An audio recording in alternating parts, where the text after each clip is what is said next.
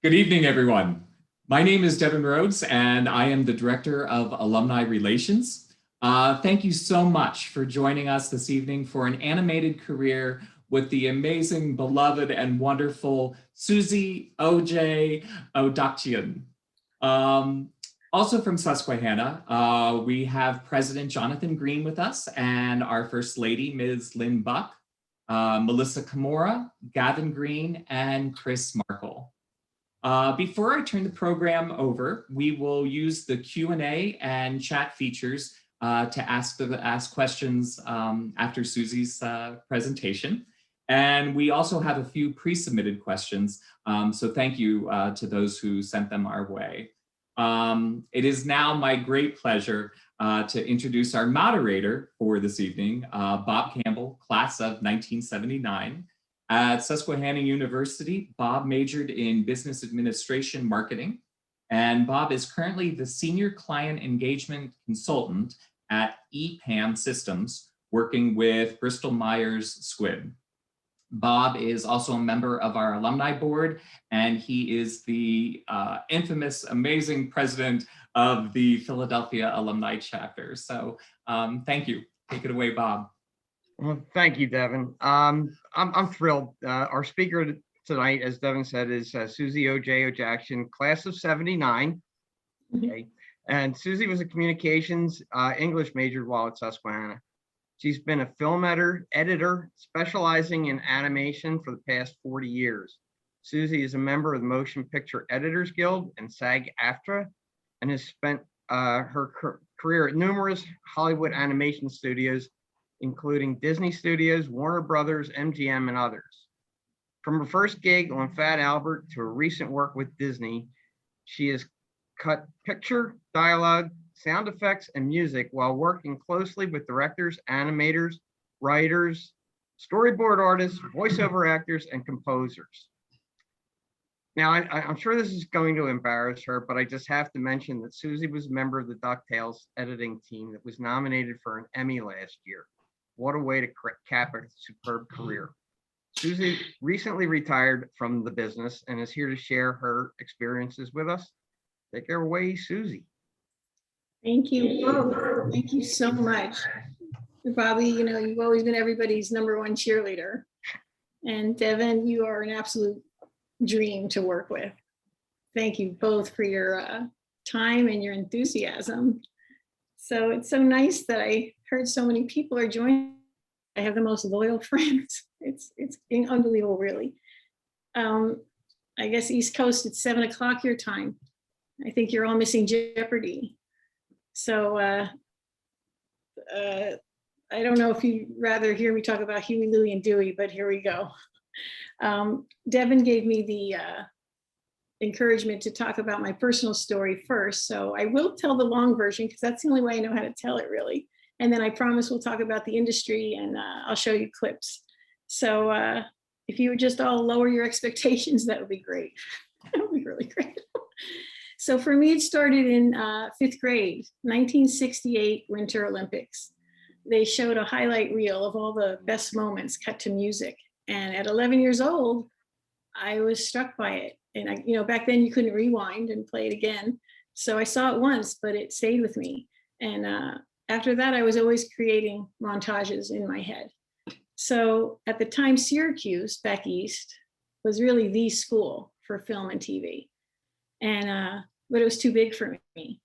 So I was sure Ithaca College was perfect because it was smaller, but had state-of-the-art film and TV. So, you know, you do the tour, the college tours, and we get there. And I just saw these cold beige boxes for buildings. And I said, where's the ivy? It's like, this is not for me. So we continued on to Sealands Grove. And the minute I was there, you know, that the path between the library and the Sealands Grove Hall, I just knew right then and there, this is where I belonged. And there was tons of ivy, as you know. So I did broadcasting really because we didn't have film at Susquehanna. So, but I did do independent studies and did my little short films, and it was crude, you know, it was not sophisticated equipment the way we have today for college kids, but I was completely engrossed in the editing process. So I talked about going to Hollywood so much my senior year. I mean, me and my big mouth, I just blabbed so much that it's like I had to go. I was too embarrassed not to go. So I went, and my parents were nervous wrecks the day I left our home in New Jersey.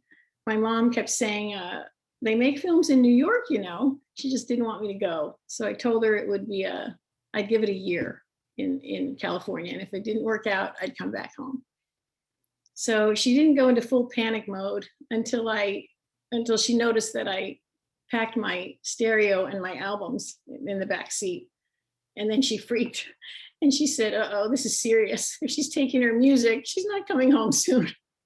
So my dad was worried, and I said, Dad, don't worry, I have a plan. Trust me. I study the map. I know where I'm going. I have a plan. So I pull out the driveway. I drive 2 blocks, and you know where this is going. Looked at the map because I had no plan. There was no plan.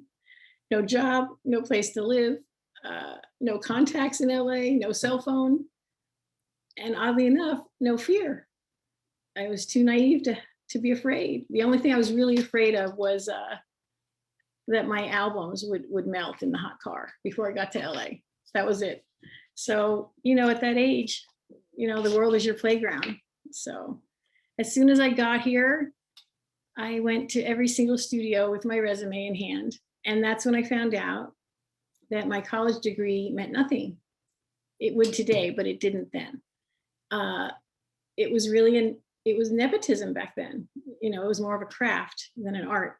And the fathers would hire their sons right out of high school as apprentices, and the daughters were hired for clerical jobs. So it was discouraging because everywhere I went, all they wanted to know was how many words a minute I could type. And, you know, I told the truth. It was like 14. So it's not bad. And then I thought about going to film school at UCLA, but I couldn't find a place to park. So that's an old joke. So I thought, until I find a studio job, my second choice was to work on a college campus. So I got a job at Pepperdine in Malibu. So I'll just share my screen here a little bit, if I could. So can you guys see that?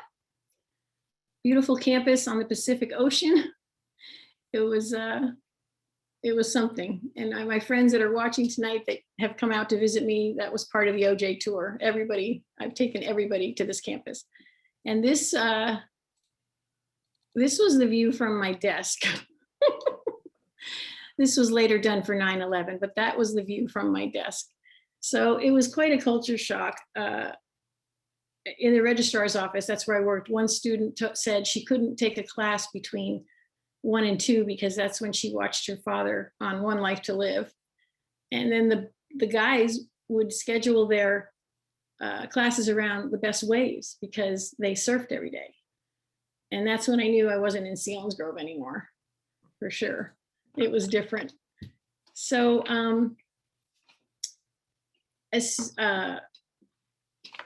so the next spring, you know, the year's going by and I've got to get a film job. So I saw a small studio near my house with the big sign Filmation, and in the O was Fat Albert's place. The Fat Albert's face took the place of the O in Filmation. And so I walked in with my resume and I asked the receptionist to see the head of editing. It didn't occur to me to ask for personnel or anything, just I wanted editing.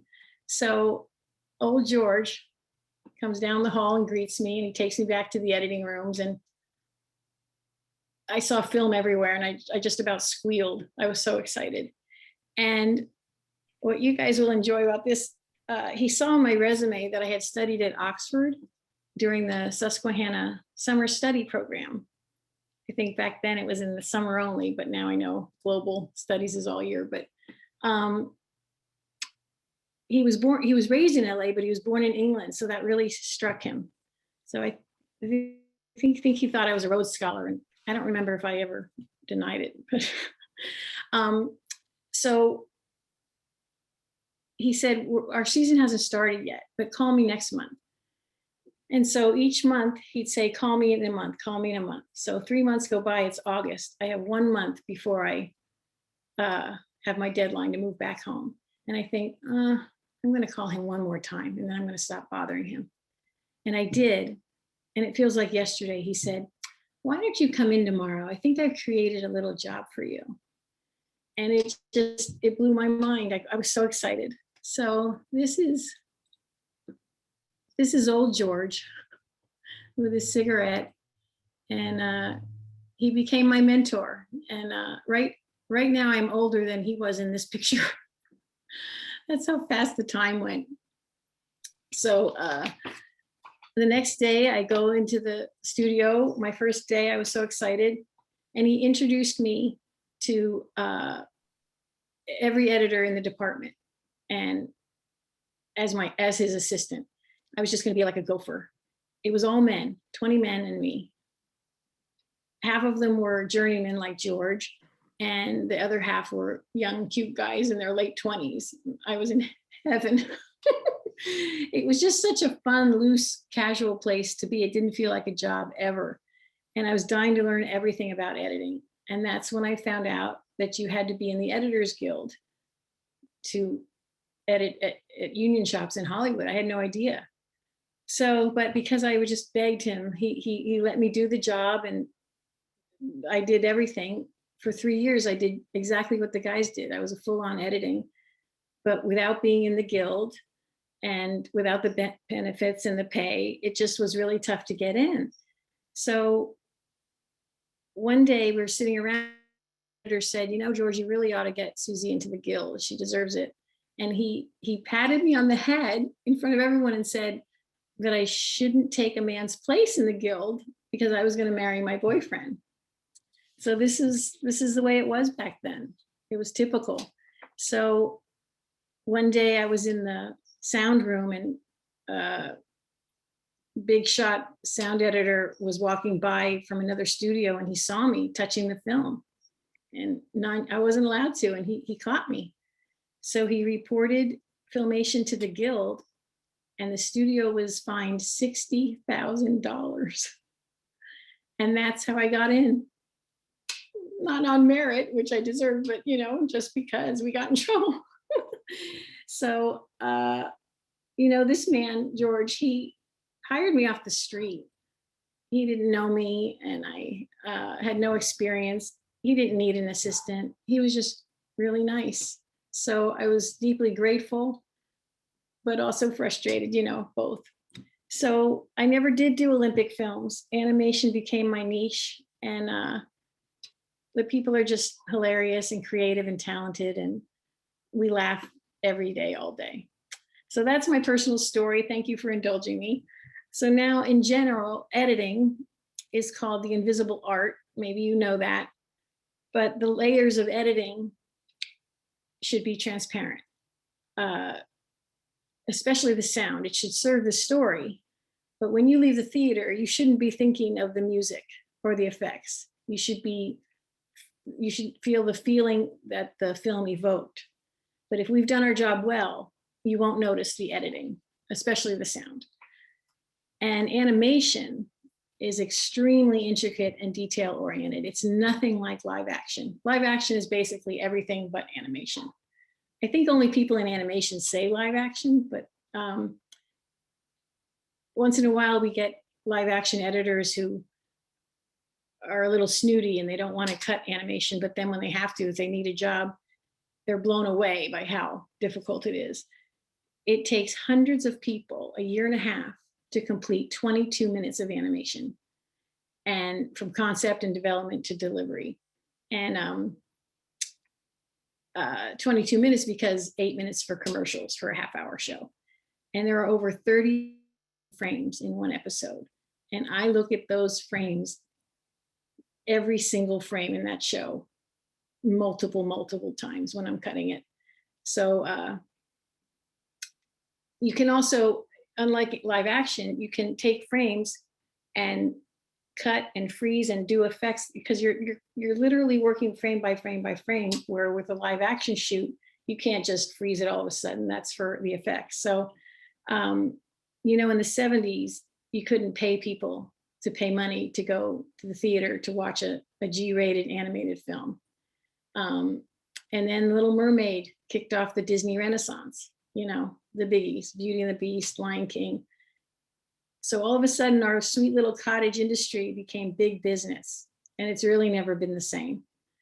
The work went overseas, it got more serious. All of a sudden, big name actors now are doing the voices simply to generate money, where voiceover actors typically were anonymous, and it was more about the characters than the actors. And it changed everything.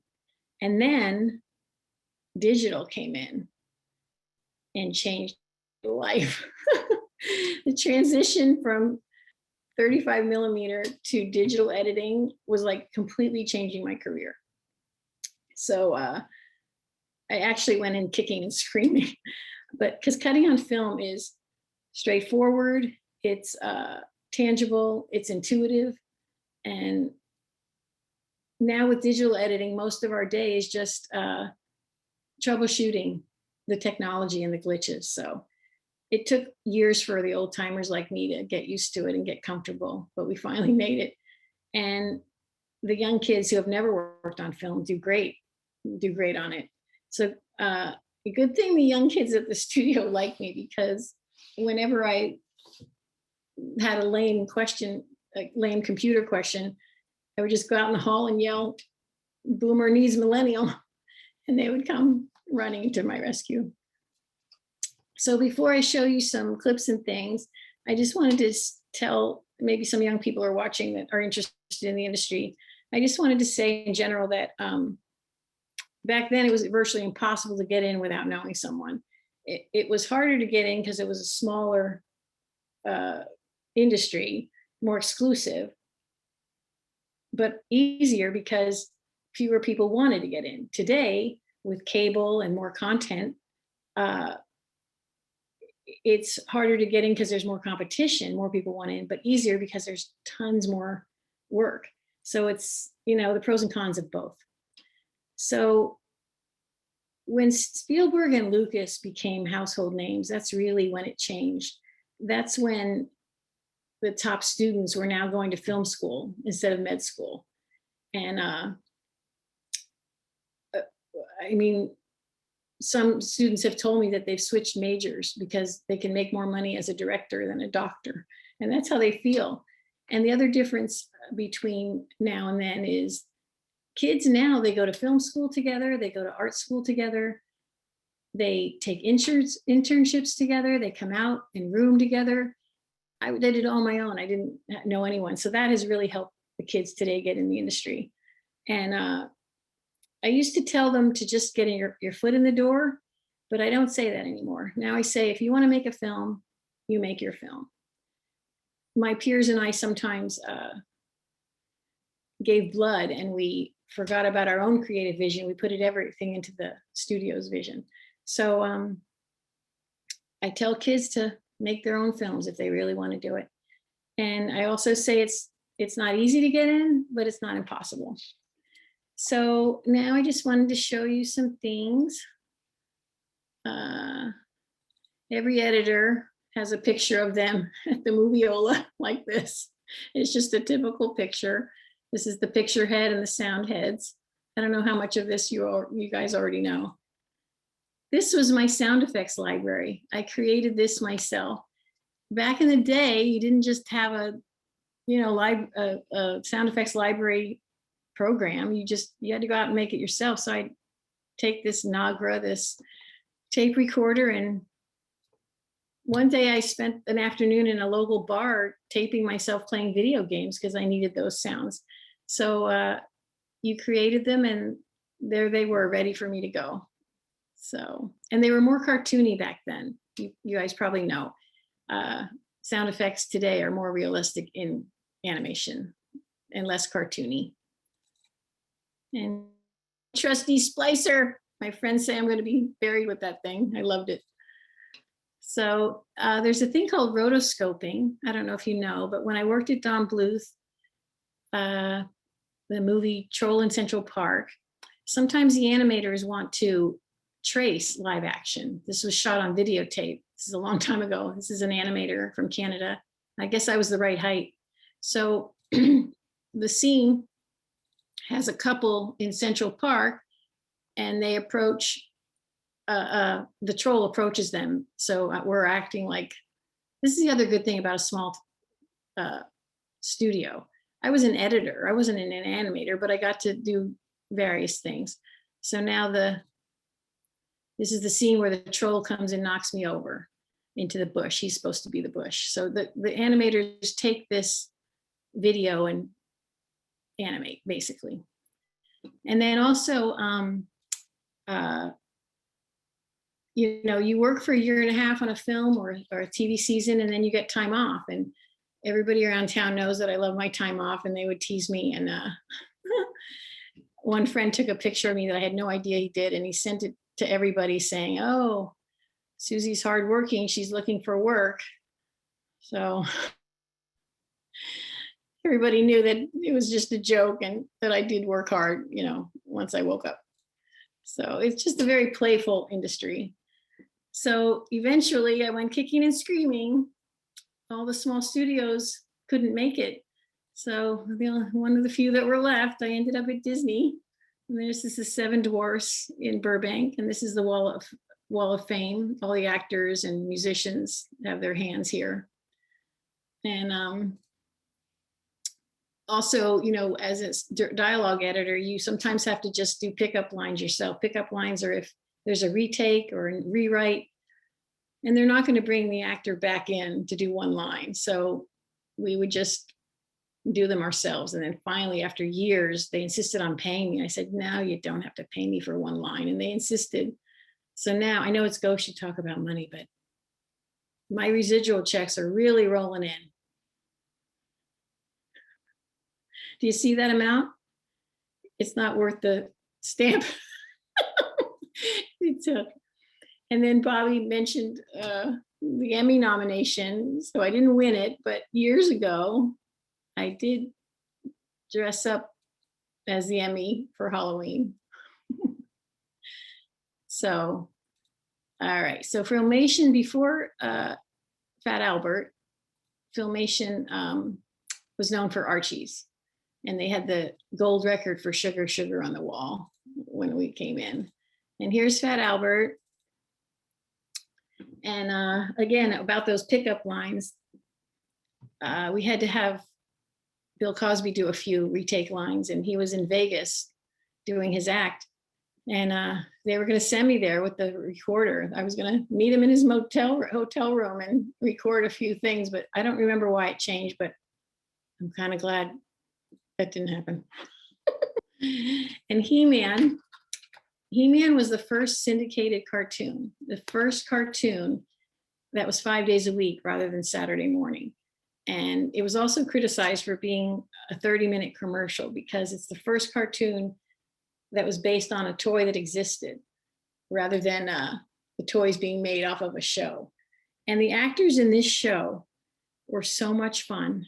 They were a riot. They tried to outdo each other. And again, this was back when all the actors were in the recording booth at the same time and they played off each other. It was just a riot. And the actor who played He-Man, see, here's a hand-painted cell. Those days are gone. No more hand-painted. But the actor whispered to me one time, he said, "Don't tell anybody, but I also do the voice of Mars the cat." Remember that 9 Lives cat food commercial? And, like I said, voiceover actors, it's more about the character than the actor. So they don't want people to know what they've done. But I don't know what happened, but for some reason, I told almost everybody I ever met. I would tell people on a flight, "Did you know that the voice of He-Man did Mars the cat?" And then Captain Planet, Tom Cruise did the voice. And, he's a dramatic actor. He had no understanding of how animated voices have to be over the top, exaggerated. The animators didn't know how to draw him with this flat performance. So we actually fired Tom Cruise. He stunk. And this is Batty and Fern Gully, played by Robin Williams. And, I have to track read, it's called, frame by frame. I have to distinguish each syllable. And he, Robin Williams, he talks so fast and he ad-libs so much that I don't even know if that shows in sync. I didn't know what to do with the lip sync on that one. And Cats Don't Dance, Gene Kelly came in and talked to the animators about the movement of dance, and he was absolutely lovely. So, and then this was one of my favorites, Pink Panther at MGM, love that.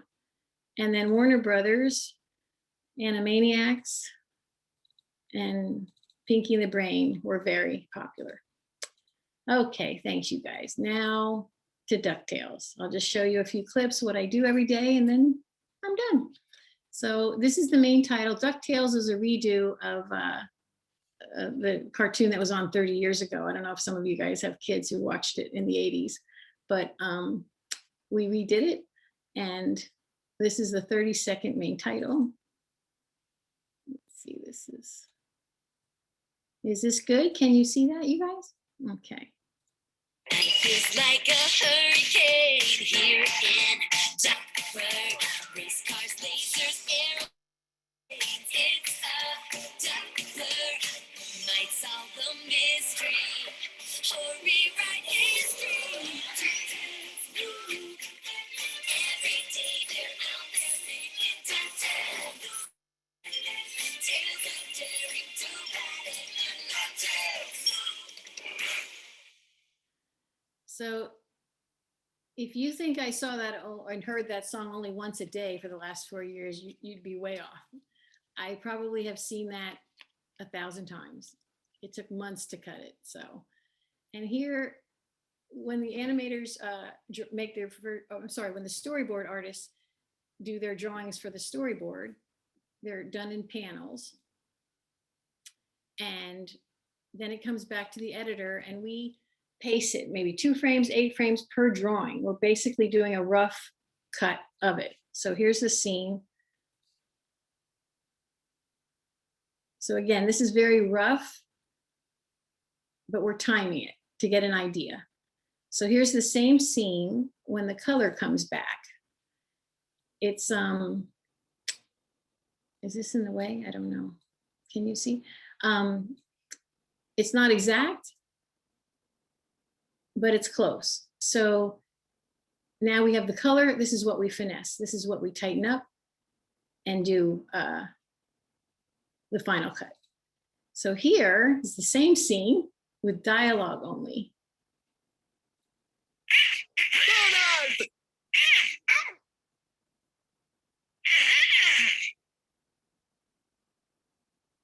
Squawk, croak, quack, I got your back. Okay, and now with sound effects only. Sorry, it's the same scene.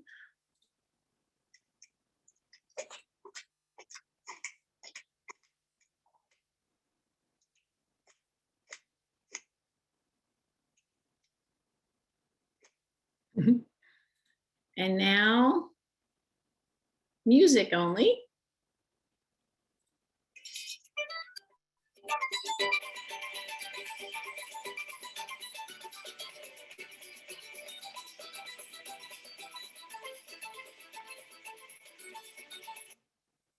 And I think you know what's coming next.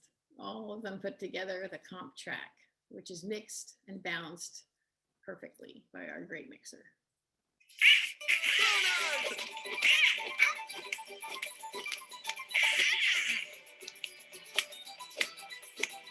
Squawk, croak, quack, I got your back. Secret. So there you go. And then, let me put it over here. This is basically what I look at all day, every day. This is my timeline, my time code, my scenes, my project, my audio mixer.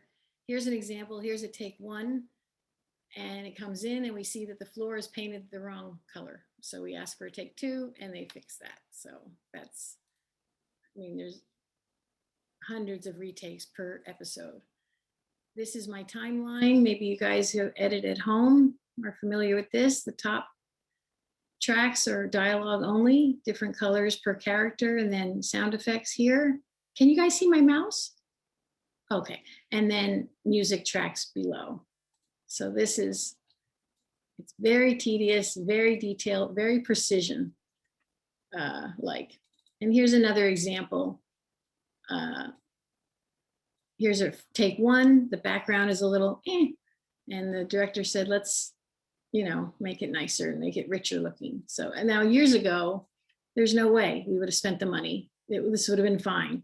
Years ago, the hat might have been missing. It still went on the air. Now, oh my gosh, it's painstaking. Because you know what? Now animation fans can go on the internet after the show's been on the air and go frame by frame. And if they catch one frame, there's 24 frames a second. If they catch one frame that, you know, has the shirt the wrong color, they'll write to us. So I do overtime just to, you know, accommodate the people who have nothing else to do. So here's an example of a retake. This is Darkwing Duck. It came back from overseas. It was at, his lip sync was out. So we asked our animator here to fix the lip sync, and then she went all out and she zhuzhed it up, as they say. You'll see the difference to explain. So besides the lip sync being fixed, check out the action. What a surprise. Yep. Just making sure your top secret files were safe. They are. Now that took her over a week to do. It's really something. And here, you know, again, I was saying how in the old days, all the actors would be in the same booth at the same time and play off each other. So for comic timing and pacing and everything, it was perfect when the lines had to be overlapped. Now it's on us because all the dialogue is sent separately. So here's the Donald, Scrooge, and the nephews are in Brazil. Donald is reuniting with his college band, the Three Caballeros. Ay, caramba. So you'll see at the very, I'll give a little lead in, but at the very tail, you'll see the very last scene. You'll see what I mean with the pacing, the timing for comedy. I hope. I hope it's funny. Oh boy, I can't wait. Sorry, who are these friends of yours? And why haven't we ever heard of them? And why did you all stop speaking? And please, not everything is a dark family secret. Kids, I've got a dark family secret. Yeah? Three Caballeros. Oh yeah, Three Caballeros. I don't know what that is. So I think you can see, you know, how it had to be just perfectly timed, and the waiting and the blink, it's all to the frame, to the absolute frame. And then at the end, we had the series is over, not just the season, but the DuckTales is over. So that's when I decided to retire. But we had a big Zoom wrap party with all the crew and all the cast members, and Lin-Manuel Miranda is on our cast. So I got to be next to him in the Zoom. He was very nice. So that's it, you guys.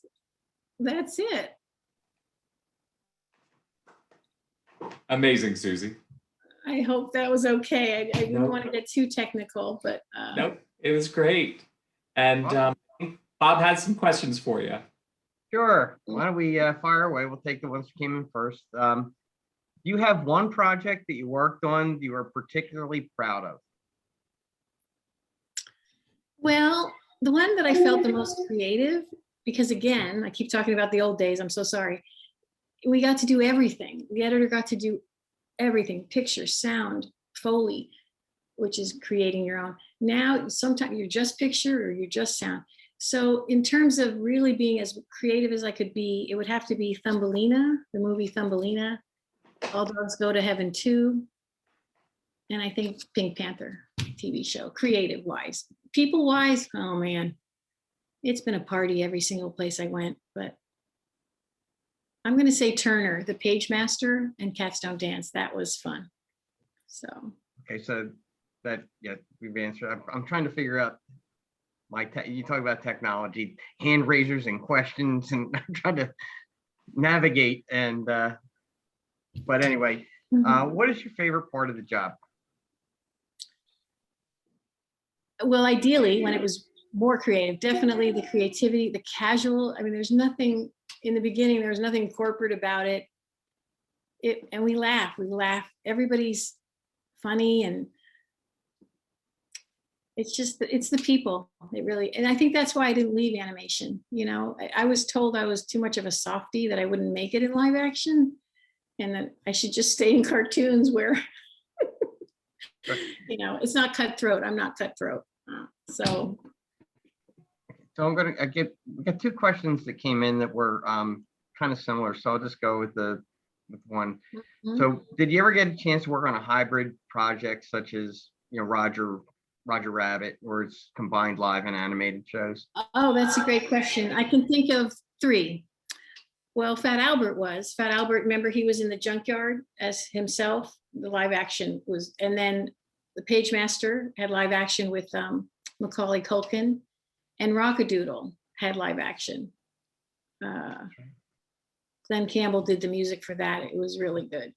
So 3, I can only think of 3 things. Yeah. And what has been your biggest career challenge so far? I guess the 2 things that I concentrated on, which is, you know, trying to prove myself. You know, I wasn't taken seriously because I do have sort of a light personality. And I tried to say, you know, I left my family and my friends and my home, and it's like, I'm serious about this. And finally they got the hint. And then of course the technical that almost ended it. I almost switched careers. It was really hard for me. But let's see. So through the changes that have happened over the course of your career, which one do you think had the most influential impact on you in the long run? I'm sorry, what was the beginning part? I'm sorry.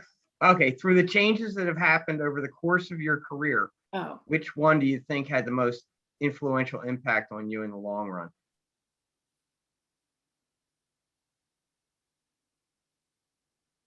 well, again, I guess I have to go to the same thing. You know, I had so much confidence in my work, and I knew I was called the sure thing. Everybody knew I could do it. I was fast and accurate. And then all of a sudden, on the computer, I was a loser. It was hard. I guess I have to keep going back to that. You know, I can't pretend that it was easy. So, okay, cool. In what particular ways did technological advancements over the past 20 years make the job of editing much easier or / less laborious? Well, that's a good one too. When it comes to actually just editing the picture, that's the only part of post-production. It is faster. You can make copies, you can make mistakes and just hit delete, you know, it's much faster. But in terms of the entire picture, more is put on editors now. Now we're transfer people. Now we make copies. Now we send them out. That used to be a whole other department. We used to just cut the picture on film, put it on the driver's desk, and then it went to the transfer house. Now we're doing that. So our job is harder and more laborious when it comes to all of post-production. Only the editing of all of that is easier. And I know Spielberg held on to film as long as he could because he liked that it took the editor a while to edit on film because that gave him time to process. Now it's so fast. Bing, bing, bing, bing, bing, undo, bing, bing, bing, bing, bing, bing. I can make 5 versions for the director in like half an hour. And it's too fast. And so it doesn't allow the process of editing to breathe. So there's pros and cons to both. Yeah. Cool. You know, one from somebody you know real well, but prior to computer editing, did you ever splice film and make a mistake by cutting too much and couldn't fix it? You know, I also cut negative. And when you cut negative to match the final work print, you have to allow for one frame to be lost. So, oh yeah, there have been many boo-boos, many boo-boos. I remember on the transfer machine, I was transferring dialogue and it went off the cog, and the film just went like this to the ceiling, the entire show, all on the floor. It was a mess. And then one time again, I was in a Halloween costume and I had glitter on, and that's the day they told me to cut negative, and that's not good. Because you have to wear gloves, you can't even sneeze on it. And I had glitter all over this negative. I think that was the Chipmunks, Alvin and the Chipmunks. Oh boy. Okay, this was a little bit long ago. I'm an actor and voiceover artist based in New York City. I got the reels, I got the training, I got a few non-union jobs under my belt. How do I crack that next step of getting to audition for big projects like Warner Brothers or Disney? And is there anything more I can do besides just continuing to audition for non-union work and take classes with casting directors when I can afford them? You know, again, in the old days, you could have just given me a cassette and I would have given it to the casting director, and he might have gotten you in the door. But now you need an agent, and Disney and Warner Brothers won't even answer the phone if you don't have an agent. So I'd have to recommend that. And there are a lot of agents. You know, you don't have to get the top agents. There are a lot of hardworking agents who are starting out too, and they will work their butt off for you. So I'm sorry to say that it's not as easy as it used to be in that way. They won't even talk to you if you don't have an agent. Okay, so then what is your quick best advice to someone looking to get into the voice acting industry? I probably just gave that, so. Well, it's good you have to keep practicing. It's good to have at least 6 completely different voices, at least. All varieties, children voice, you know, child's voice, adult voice, cartoony voice. Yeah, you have to have more than just a few voices to offer, unless you're the big name actor who is just, you know, doing the one role. So. Okay. So who was the voice of Donald Duck in DuckTales? Tony Alsamo has been doing it for the last 20 years. And just like the He-Man trivia, I'm going to say it. Nobody likes him. Nobody. He's really difficult. He's not a great guy. There, I said it. Right. Yeah, he's bad news. So I think if I got one I'm going to stay in that line of work here. So I have a 13-year-old daughter who draws, creates on her own characters. She wants to know, how long does it take to design and fully develop a character? Well, I actually asked my character design friend that question, and he said it depends if it's a main character or an incidental character, if it's reoccurring or a one-time appearance. Typically, a main character takes a few weeks to a few months, and you have to collaborate with the art director and the executive producer for that. A typical deadline on a crew is about 2 weeks per character, including costume changes. So that's direct from a character design artist. So here's one that kind of goes along with that. And thanks for a fascinating presentation. Do you think analog animation might have a retro revival? Give me some Flintstones. I'll be dead by then, but I had hoped, but I don't think so. I don't think it's all about money. Yeah. Yeah. And it's okay. Your timeline has so many layers. Can you describe how you organize so much material?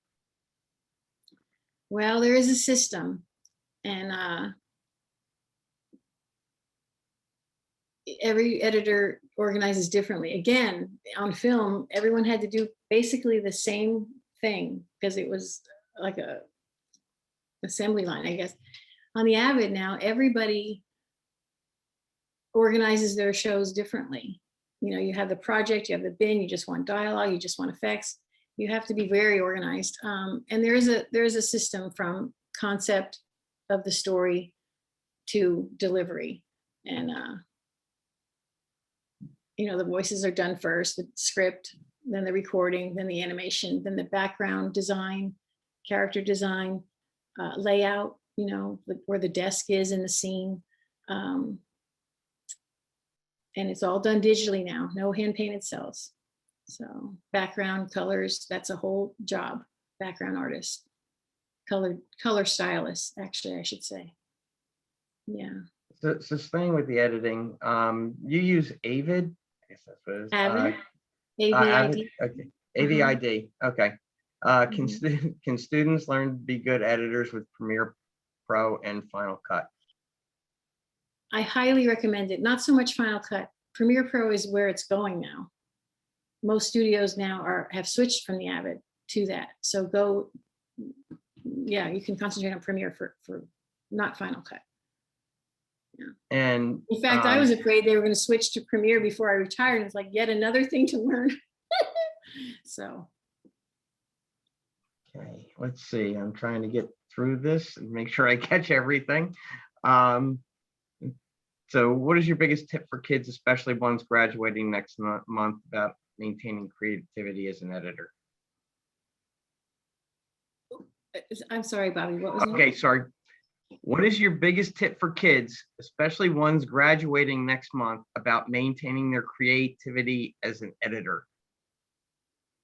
Well, like I said, make your own films, first of all, if you really want to. And then if you get on a show with a generous executive producer and a generous director, do your best to show what you've got, because it's more limited now. So I don't know exactly what to say about that. It depends where you are. Or do you mean on your own when you're editing your own thing? I don't, it's just, that's the question. So I don't know. I'm sorry. I don't know if I answered that well, but every experience is going to be different. Show to show, movie to movie, you know, some days you'll be as creative as you possibly can be, and some days you're just a machine. So sure. It depends. Okay. And I'm going to jump around a little bit. I was trying to keep a theme, but I'm not getting it. So what do you hear from actors auditions that give them that extra oomph that gets them the role? Or do you know as soon as you hear their voice if they're right or wrong? Well, that's all up to the casting director, the casting department now. Again, back at Filmation, it was everybody was involved. Now at a place like Disney, it's very, segmented, and only the casting director chooses that. So, yeah. Do you have any tips on making really smooth animated scenes, like scenes where the characters have a smooth flow to them? Well, 24 frames a second is so smooth. Again, if we can't do it in editing, then we send it back for a retake and they will reanimate. So between editing and animation, we should be able to get it to where we want it. Yeah. Okay, cool. Here's one. Since you loved your career so much, how do you think you will adjust to retirement? It will not be a problem. I had so many long layoffs in those 40 years. It felt totally natural. So yeah, it's fine. Yeah, but thank you for asking. Yep. Yeah.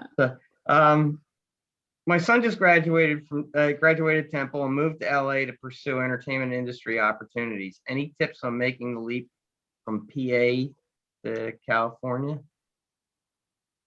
Oh, PA, I thought you meant production. From Pennsylvania. Sorry. Because Yeah. Production Public. A lot of things, right?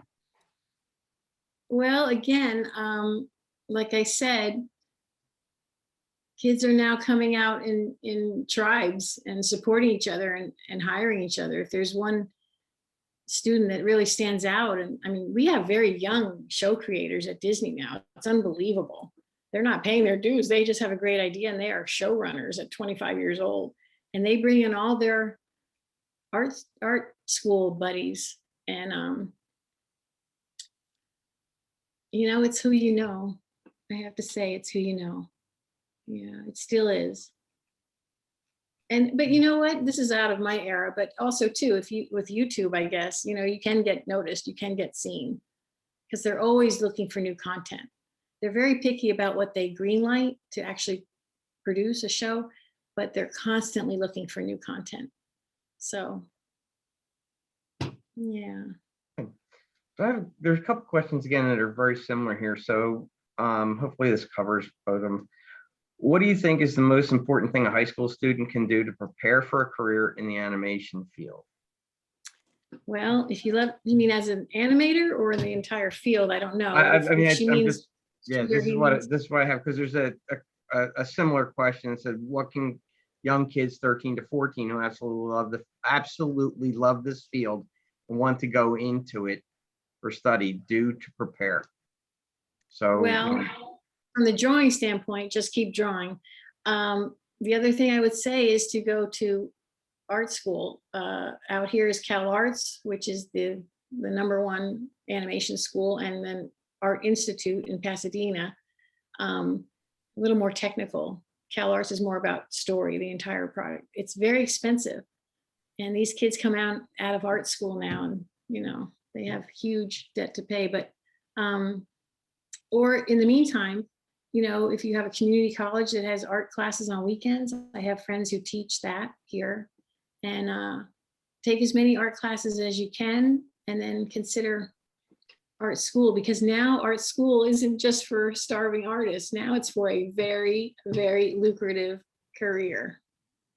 Yeah. here's what it says. How long did it take for someone to know Susquehanna in California? So, you know, what kind of impact were you making out there? Well, you'd be surprised how many people haven't even heard of the river or the hat company. I keep mentioning the Susquehanna River. They never heard of it. But I remember, I told President Lemons at the time, Jay, I was meeting him for dinner out here, and on the way on the freeway, I saw a car with the Susquehanna, you know, sticker. What do we call those things? A sticker on the back window. And I couldn't, and a New Jersey plate and a Kappa Delta sticker. I mean, that was me, New Jersey, Susquehanna, Kappa Delta. And I'm I had my top down and I'm honking like a maniac as if I don't know. But in general, no, nobody out here knows what Susquehanna is. No. So who was your favorite voice actor on a show or movie that you worked on?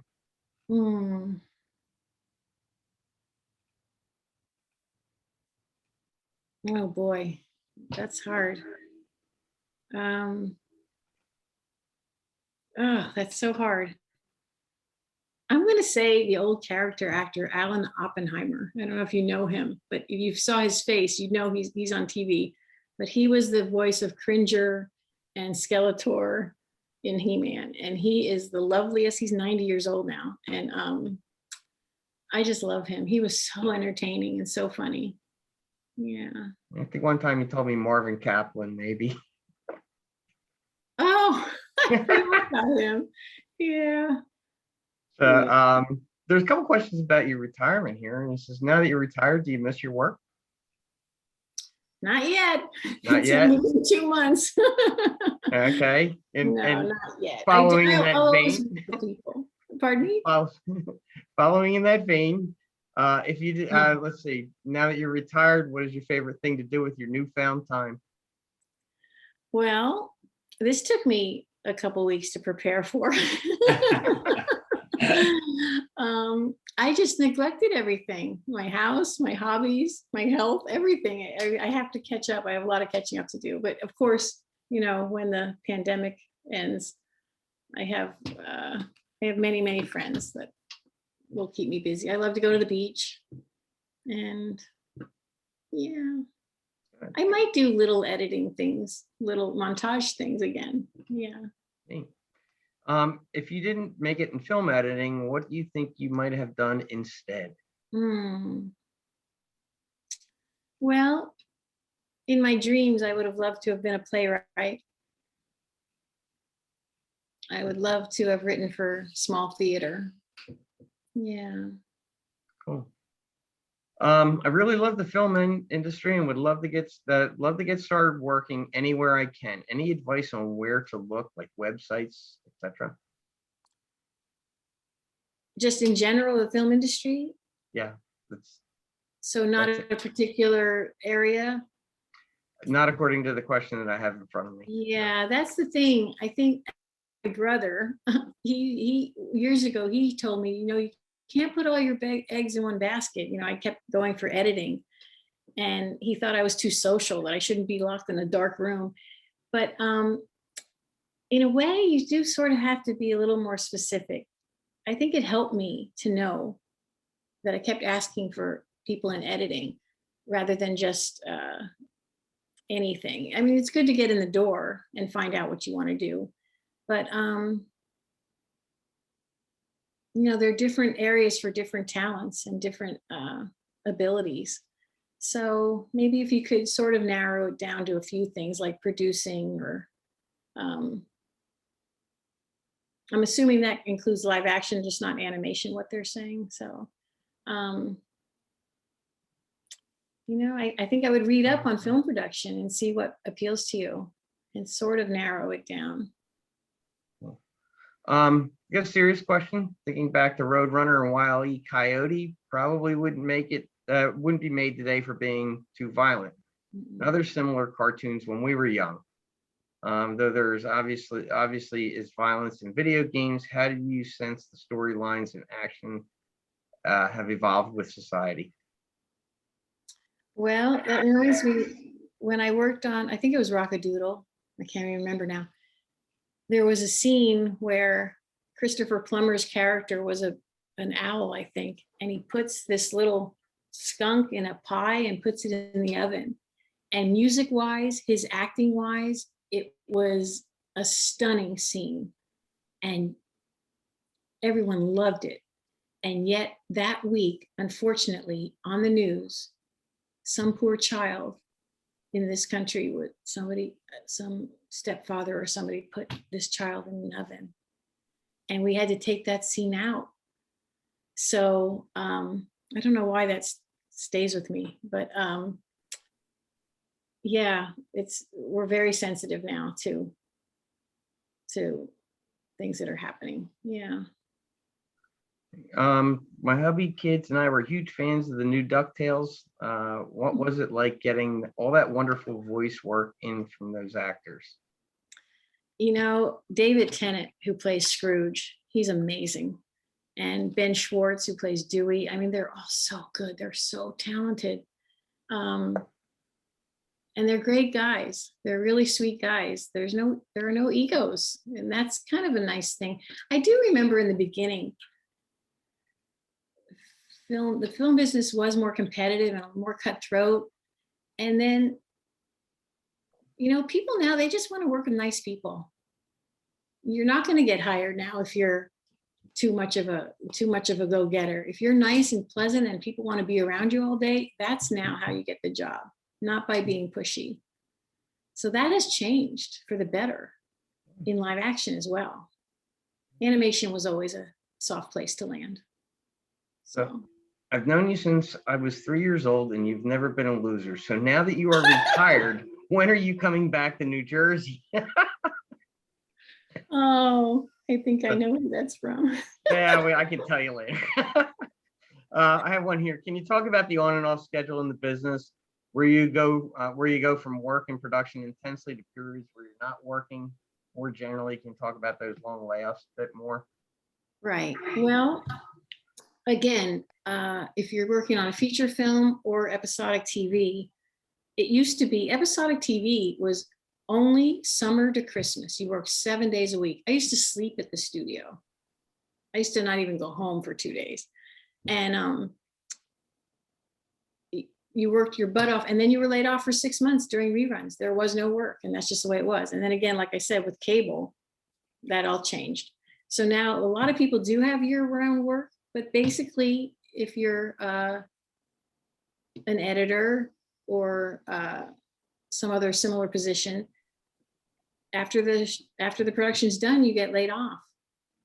And eventually, you know, I always thought I was going to be the green one who didn't know anybody, but eventually you do. You meet tons of people. The more studios you work at, the more they just call you. I've always said my friends have been my resume. At a certain point, I didn't need one. The more people you meet and the more in more studios, the better. But yeah, you do get laid off. It's So, something you have to prepare for. And I think that's why, you know, I was raised to live within my means. So I knew from the beginning that I had to, if you make all that money in overtime, then you have to use it for when you're not working. So. What did you take away from Susquehanna that you think helped you in the most in the industry? Sorry. Wow, what a question. Well, I don't know. I'm sure everyone knows Susquehanna has that place in my heart. Again, I don't know if I should use this analogy because I'm not a big fish, but to be a big fish in a small pond is just my style, which is why I didn't want to go to Syracuse and why I didn't want to go to Disney, actually. So I think Susquehanna showed me that you got to do a lot of things. Like just the fact that as a broadcasting major, first term freshman year, I got a radio show. If I had gone to Syracuse, freshmen didn't get radio shows. So it just opened up a world of possibility and passion. You know, I know old George, I'm going to talk about him again. I was so into it. I was so into the work. He used to tease me and he'd go, Susie Bell, one day you're going to work for your pension and not your passion. He loved to say that. And I don't know, I just loved it. I loved everything about it. And I could, you know, in my 20s, it sounds shallow and stupid, but in my 20s, the fact that I got to pick a sound effect that was going to be on TV, it was like a big deal. So I think if you can find a place where you get to completely 100% be yourself. I have to say on DuckTales, you know, a lot of my peers are starting to feel invisible because the showrunners are half our age now. And for some reason on DuckTales, we had a crew that they liked having me around. My age wasn't an issue. And it helped me go out on a high, you know. Cool. So it was nice to end knowing that I could be exactly myself every day. Yeah. Would you recommend Full Sail University? Where?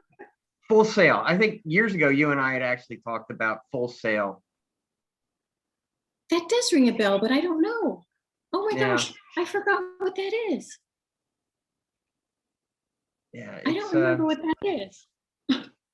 I know because one of my friend's sons or my son's friends were looking at it.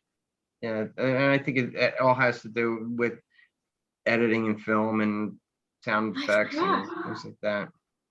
I think, yeah. So, but it's been a while since we had talked about that. I can't speak on that. I'm sorry. I totally forgot. Some of the new game engines are being used as backgrounds in live video. Do you see any trends such as that starting to be used in animation? I didn't hear the first part, Bobby. Okay. I'm sorry. Should I turn up my volume? That's okay. I might mumble, so we'll go with this. Some of the new game engines are being used as backgrounds in live video. Do you see any trends such as that starting to be used in animation? I haven't, but that doesn't mean it's not in features, but in Disney TV, I have not, no. What's the best professional advice you ever received? Professional advice.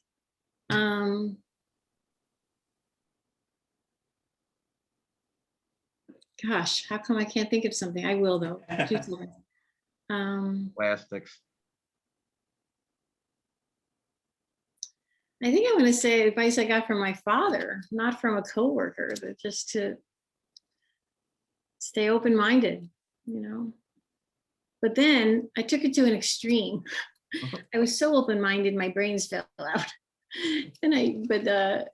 I would say just to be open-minded and take jobs that you think you may not be able to do, and you'll be surprised. Yeah. When are you going to come out to visit SU? From a Aw. classmate. Aw, I know, I miss it so much. Yeah, Uh, I don't know, maybe 2022. I'm not this year, maybe next year I'd like to.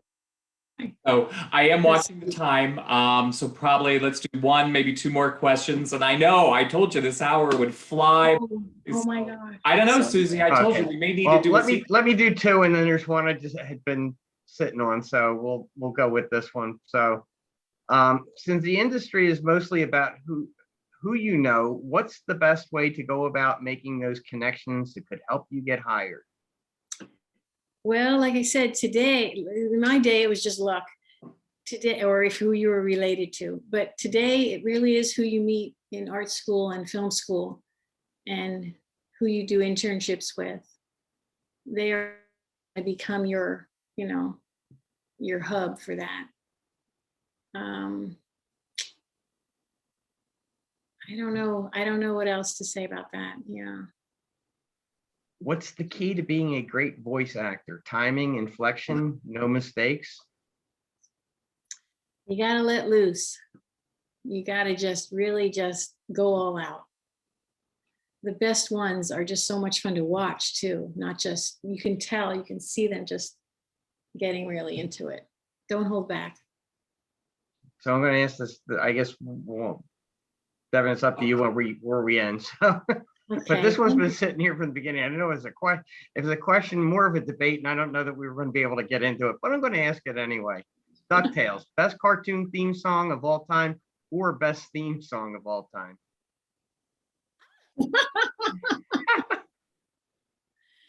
I've liked them all. For some reason, every show I've worked on, they're all catchy. And I never did get tired of any of them. But I'm glad they kept this one for the reboot. So, yeah. And this one I know this is an easy one. Are you still a diehard Yankees fan? Well, I don't follow them like I used to because I'm far away, but yes, for sure. Okay, are we good? Or do you want to go a couple more? Are we? Nope, I think we probably need to close it out. I'm sorry, but I think this kind of goes hand in hand with I don't know, Susie, I may need to talk you into a sequel. You're very sweet. Everybody's been so kind. Thank you so much. So thank you, everybody. As you all know and can tell, Susie is truly amazing. It has been a pleasure and a delight. Thank everybody for joining us, and please, we're going to continue doing more webinars and hopefully a sequel to Susie. Love the hat. Thank you, Bob, for your help and your assistance with tonight as well. And everybody, it's been a lovely evening. So thank you so much. Thank you very, very much. I can't say enough about you guys. Thank you. And everybody, all my friends out there and relatives, thank you so much. All right. You're Thank great, you, Susie. everybody. Have a great night. Thank you. Have a good night. Bye.